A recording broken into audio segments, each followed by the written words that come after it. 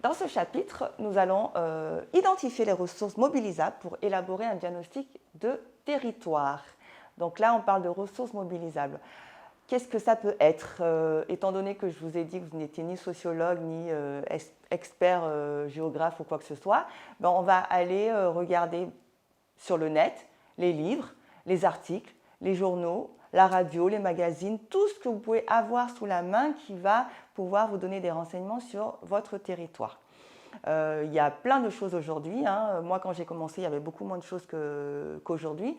Donc, vous trouvez plein d'informations sur Internet.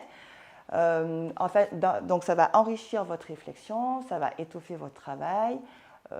Vous allez aussi peaufiner votre esprit d'analyse et de synthèse, qui est assez important.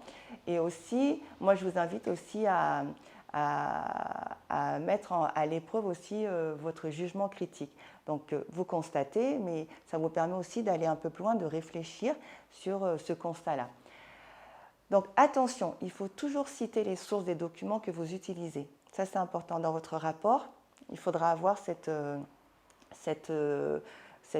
onglet-là, source, et parce que vous pouvez être coupable de plagiat. Donc, sur Internet, par exemple, il y a les informations blanches qui sont accessibles à tout le monde, les informations grises où là, c'est des experts, donc il faut connaître, et attention aux informations noires où c'est du fake, donc très clairement. Donc, toujours regarder sur quelle source vous êtes et vérifier l'authenticité de cette source. D'accord ? Vous aurez des exemples en dessous de la vidéo pour vous donner des idées.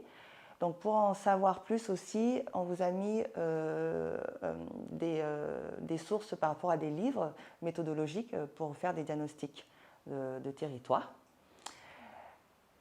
Pour information, il y a des circuits institutionnels et des sources officielles d'information et de documentation.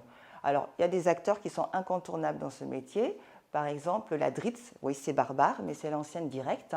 Je vous le lis, c'est la Direction régionale de l'économie, de l'emploi, du travail et des solidarités. Il y a pas mal d'infos là-dessus. Forcément Pôle emploi.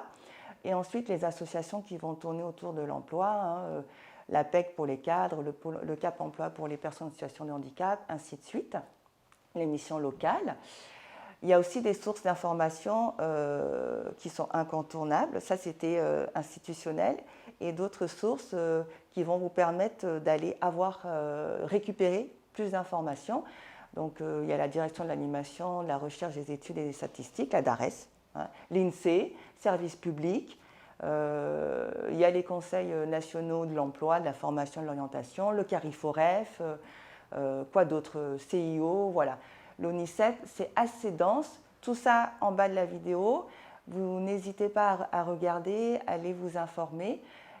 Partez déjà de ce que vous connaissez peut-être de votre territoire et de cela, vous allez aller faire votre analyse à vous. Bon courage!